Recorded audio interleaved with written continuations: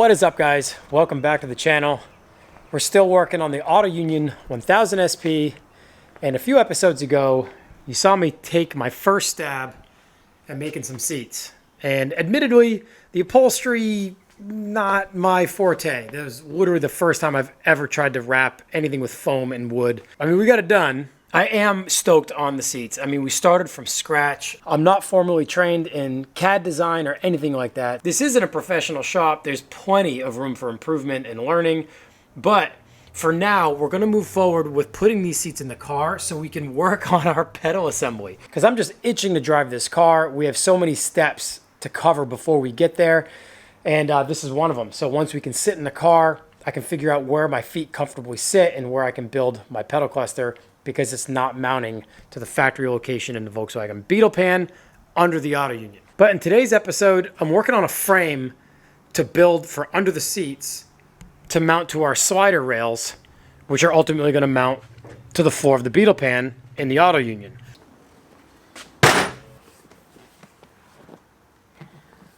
Okay, so this is the bottom of the seat, and we basically need to make these go there. But not that simply. Because we can't sit this all the way on the floor of the car, you wouldn't be able to see over the steering wheel. I've kind of, off camera already, just kind of gotten some scrap steel, 1-inch square, some flat, some 1-inch angle, and some standoff washers. Just kind of laying stuff out, trying to figure out what's going to work, what's going to come to mind. And this is what we're working with inside the 1000 SP. I had some blocks in here just to mark the seat up to see what I wanted for standoff height. We've got our Beetle Pan here that we've flat panned. So these tubs normally sit down pretty far and they would be hitting the floor at the moment if we hadn't have flat panned them. Since, as you can see, we are on the floor. And I've made my floor extensions. They aren't bolted in at the moment. But maybe I will bolt them in. Yeah, just so everything's kind of held tight. We need to put our rails on the inside of this step. This steps up a little bit, and I don't want to mess with mounting a rail to this because this will come up with the body. When the body has to come off the pan, these two will separate. So I'd rather have my seat rails on the actual Beetle Pan. So I've got one of the seats in the driver's position and have sat in it a few times, kind of moved it around. This is where I ultimately want it. So I'll pull my measurements off of this, and luckily I'm inside that step. Okay, so I've emulated the angle and spacing that I think I need in the car over here on the workbench, and basically pulled some measurements, so it's somewhat close. I want the slider rails to ultimately mount flat, so when we slide the seat forward and back, it stays on this plane. Whereas if we mounted everything to the seat and the rails were at the same angle, with the back already being so close to the floor, we'd drive it right into the floor if we needed to move the seat back at all. So what I think we'll do next is I'll go to the computer and design a few pieces in CAD.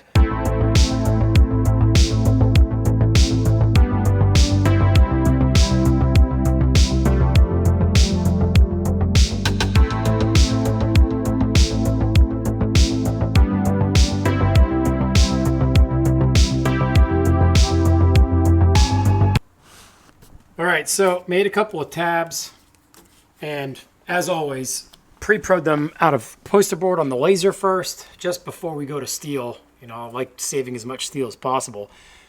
Got the rail held on with a magnet on the edge of the workbench, representing the bottom of the floor pan, and trying to figure out what I'm going to do, right? Been staring at this far too long, but want to start moving and making some stuff so I know whether or not this plan will work, and we can reevaluate from there. So let's get the aluminum off the table now that we have our DXF file ready to go on those two tabs.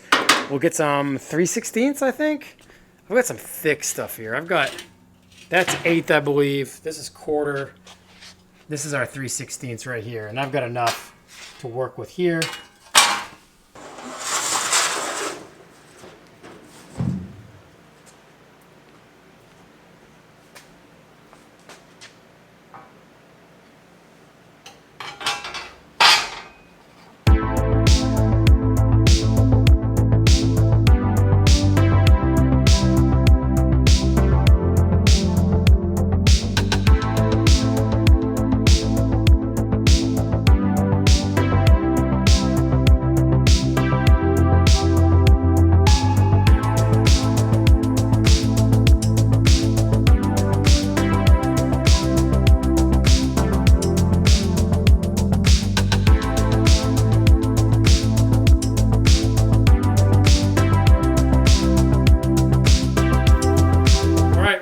couple of tabs cut, or mounting plates, essentially, is what they are.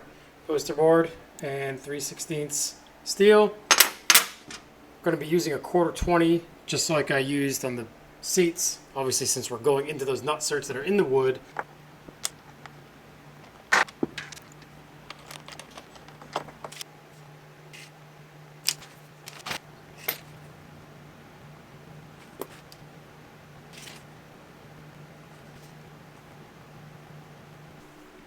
All right, so I drew up a real simple drawing, but just enough to get some tentative measurements, because we're going back over here to the laser machine, and this is where things are going to get a little interesting and maybe time consuming, because I need to figure out this angle, and I need to figure out what I want for an angle here, like a radius here, because what I'm essentially going to do is cut 2 pieces of plate, one on the outside here and one on the inside on either side of this 1-inch square stock that'll sit on top of our rail, to reach from the end of our rail to the plates we just cut on the table to mount to the seat.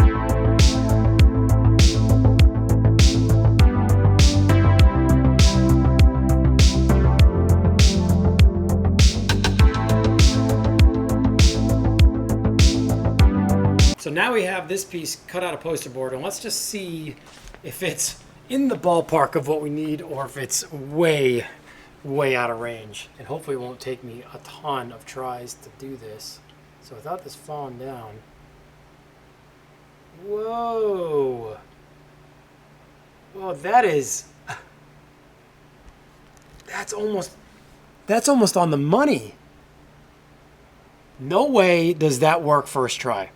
Wow, I think we actually go to the plasma table now.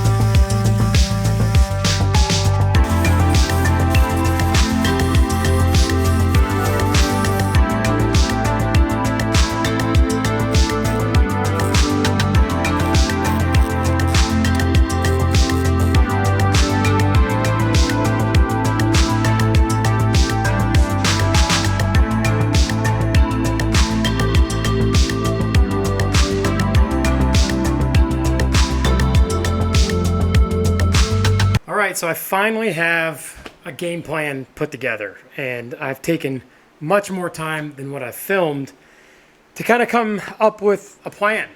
And this is essentially it. I've only tack welded this. None of this is finished yet, but these are obviously the pieces we cut on the CNC plasma table.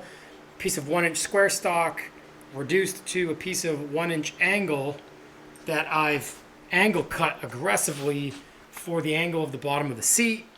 And by the time we get out here, this is where our mount for the rear seat bolt is. So essentially, we have this bolt and this bolt holding our custom frame to the seat rails. the slider seat rails. And I'm actually really stoked on it because I was stumped with the design. This follows our angle of the seat, and then this basically matches up to it. So the seat just kind of tapers down to give us the rake we want to be, you know, not sliding out of the seat while we're driving it. We kind of want it tilted back a little bit so you're nestled into the seat. At this point, I think I'm going to have enough confidence in this to just make another one of these for the other side. So we can actually start working on this back bolt. I might make a bend here, bring it down, so our bolt can go straight into the seat and this angle will match it. All right, so I've got the seat mocked up on the rails. Got our first bolt in on the front. And as you can see at the back here, we are landing right at our rear bolt. I know it's not gonna focus too well, but our nut for our rear mount for the rail has clearance. And then back here is where we need to drill a hole to pass a longer bolt through up into the aluminum sides of the seat. So I think what I'm gonna do, seeing it bolted in now, is I'll make a mark here. We'll put it in the vise and I'll bend this down and just match it up to this angle. And then we'll just put a spacer and a longer bolt through it. So it's just that bolt won't be stressed on a different angle plane, essentially.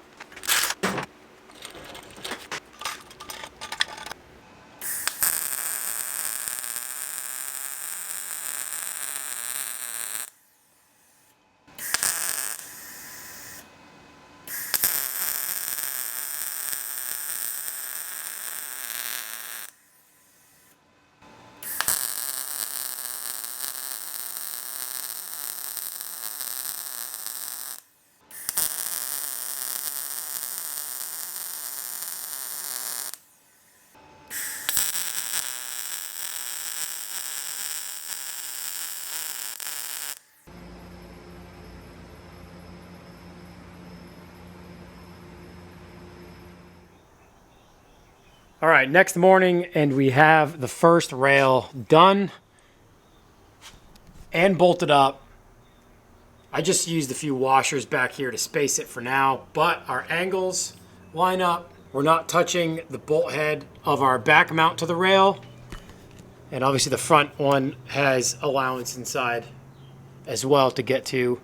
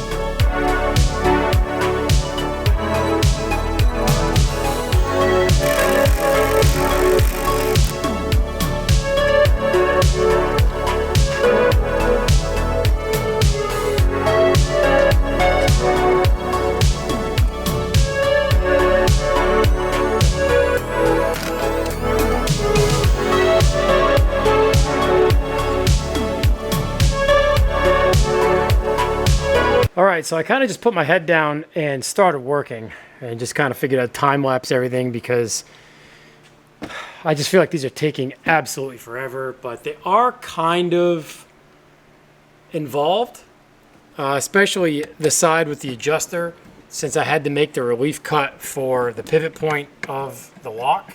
Well, it's crazy to see a frame rail system underneath this seat now. This side's a little bit more finished. I'm going to smooth everything out on this side next. I just wanted to make sure everything lined up and everything was pretty symmetrical to the other side. The next thing I'm going to have to figure out is the adjuster lever is about as the same height as the bottom of the rail. And I have not accounted for the height we need up off the floor to bring this up at all. So we'll figure that out once we get in the car. All right, so this is taking me far longer than I expected it to. I feel like that's the story with this car and everything I'm trying to build and design. The last pair essentially are on the home stretch. All right, so the last pair of seat brackets are done. Just need to paint them, and we have the driver's side done and installed as well. So let's look at what we need to do to get these things located and mounted in the 1000 SP.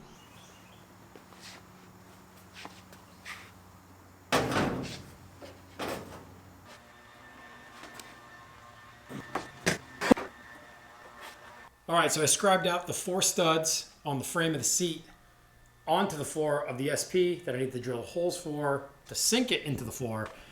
But I decided to take a look at what it was going to take to bend this lever up higher so it doesn't touch the floor. And I noticed that if this gets turned around, it's going to go up, not down. And this is held in by 2 rivets that could obviously be drilled out.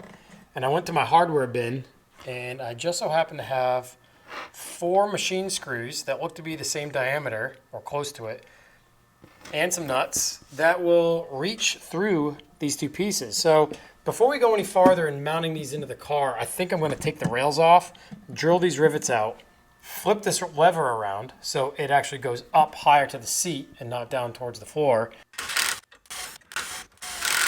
Okay, so this is upside down in the vise, and it was mounted like this, so it actually bent down towards the floor. So not only am I going to flip it over so it bends the lever up, I'm actually going to put it on the top side of the plate, which will get us the thickness of the plate higher as well. Any little bit will count, I believe, and it's really not going to matter if it's on the top or bottom. And in this case, being on the top of that plate, it'll just get us some more clearance to the floor.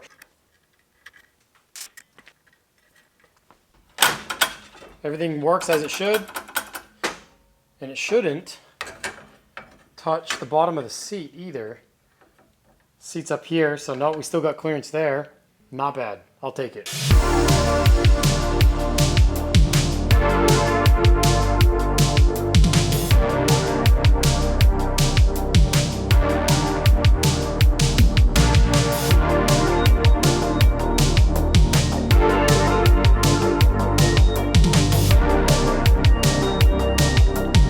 All right, well, the seat is mocked up and in, drilled my holes, and our release lever flip worked perfectly. Look at how high up off the floor we are. That was a perfect and easy solution. Pretty stoked on that. I'm pretty stoked on this height. It really is perfect. It worked out. It feels so cool to get in this thing and feel like we're actually sitting in a car now. This is pretty cool.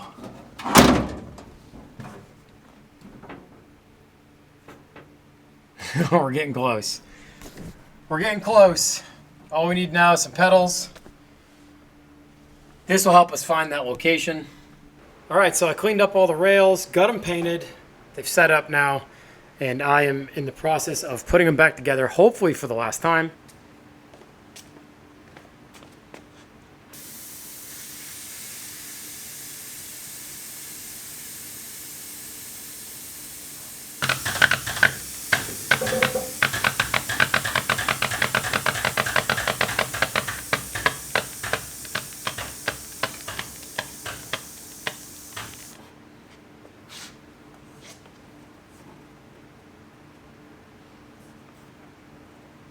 that will never get old.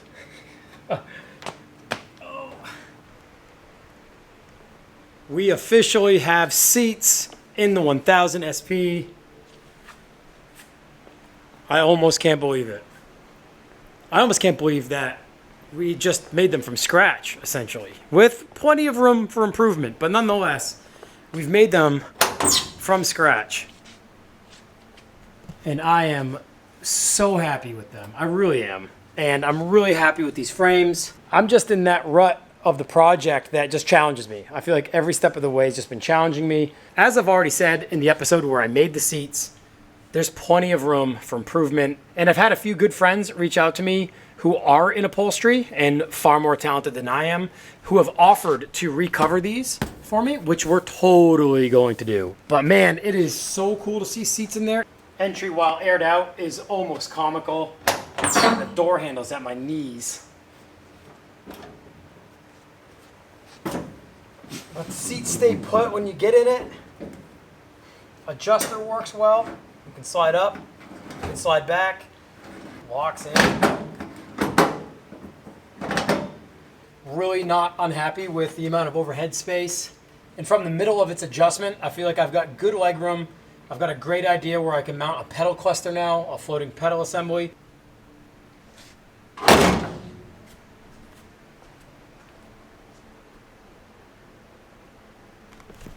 Well guys, I'm gonna leave you off there. It's been a super productive week here in the shop, getting those seats and seat frames finally done. Right now the studs of the seat frames just go down through the floor, and I've got some washers and nuts holding them tight, but I plan to cut some plate that'll span from side to side, front and back, and weld them to the bottom side of the floor pan to give it a lot more strength and more rigidity. Well, I really appreciate you guys watching and for all of your support.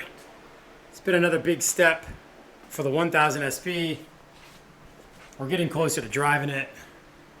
Next up, we'll be working on pedal cluster position. Anyway, I'm cooked. It's been a long week, got a lot going on. In the next few episodes, I've got some huge news to share with you guys. If you're on the Patreon, you probably already know about it by now. Still have some pullover hoodies left on the web store, as well as some t-shirts, ludwicksgarage.com. The link is in the video's description below.